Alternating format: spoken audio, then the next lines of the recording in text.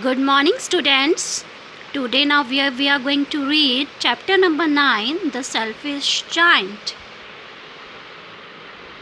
Read this story about a selfish giant who did not want to share his beautiful garden with children.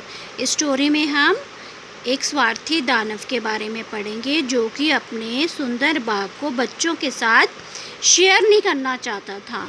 Find out what happened as a result of his wickedness.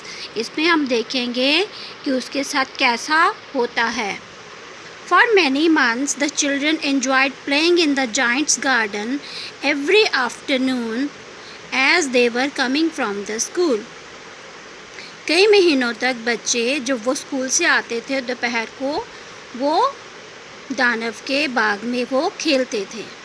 The garden was large and lovely with lush green grass, beautiful flowers and 12 peach trees that yielded juicy peaches in the autumn. वहाँ पर garden में बहुत ही सुंदर घास थी, सुंदर सुंदर फूल थे और वहाँ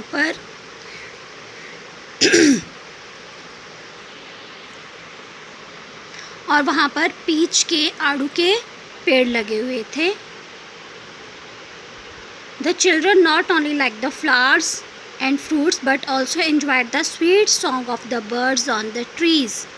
बच्चे न केवल फूलों और फलों का मज़ा लेते थे बल्कि वो बर्ड्स के स्वीट सॉन्ग्स को भी सुनते थे. It was a wonderful place. ये बहुत ही अच्छी जगह थी. And the children thought they were very fortunate to have the garden to themselves. और बच्चे अपने आप को बहुत ही किस्मत वाला समझते थे कि उनके पास ऐसा गार्डन है. How happy we are. हम कितने खुश हैं. They cried to each other. वो एक दूसरे को बताते थे. Alas, their happiness soon came to an end. उनकी ये खुशी ज़्यादा दिन नहीं रही. The giant who had been with his friend and ogre for 7 years came back and was angry to see the children playing in his garden. क्या हुआ.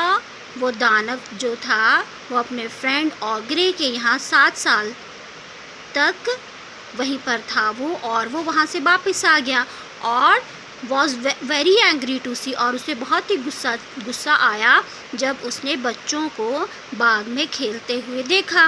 ही shouted at them fiercely and they ran away in fear. वो इन पे ज़ोर से चिल्लाया और वो भाग गए. It is my garden he said arrogantly. उसने घमंड से कहा कि ये मेरा गार्डन है. आई will not allow anybody to play in it. मैं किसी को भी यहाँ खेलने की परमिशन नहीं दूँगा. He built a high wall all round it to keep the children away and put up a notice board.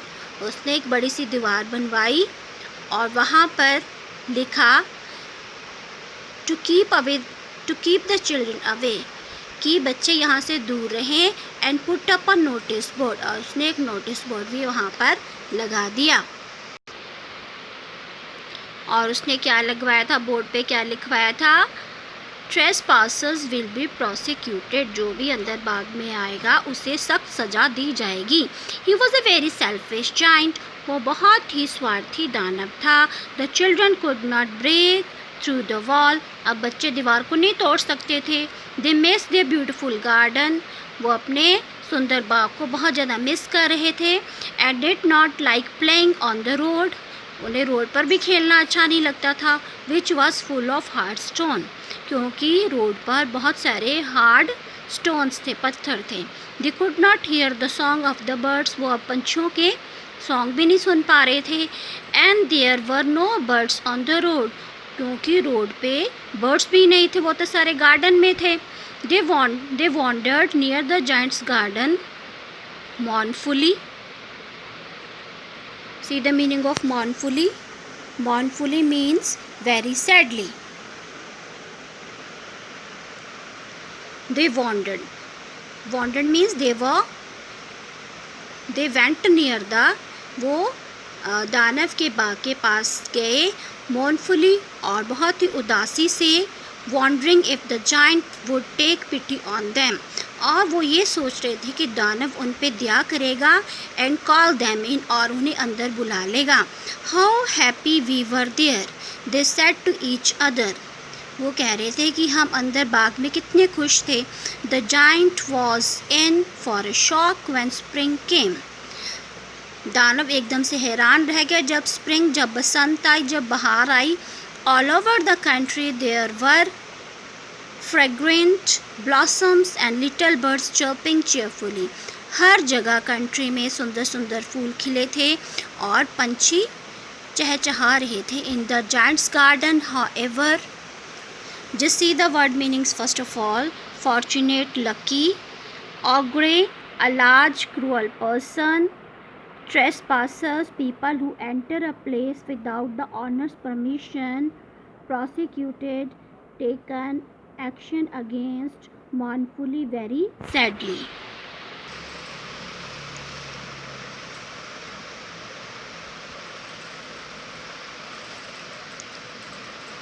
There were no blossoms, no birds and no happiness. उसके बाग में ना फूल थे, ना पंछी थे और ना ही खुशी थी. There was only snow. उसके बाग में सिर्फ बर्फ़ ही बर्फ़ थी. Snow, cold, frost, the roaring north wind. हवा के चलने की आवाज़ थी, ठंड थी और बर्फ़ थी. And the hail, और hail होते हैं बर्फ़ से बने हुए ओले. The giant wondered why there was no spring. अब दानव हैरानी से सोच रहा था कि उसके बाग में बहार क्यों नहीं आई. But spring never came, nor summer. पर बहार वो समर गर्मियों में भी नहीं आई.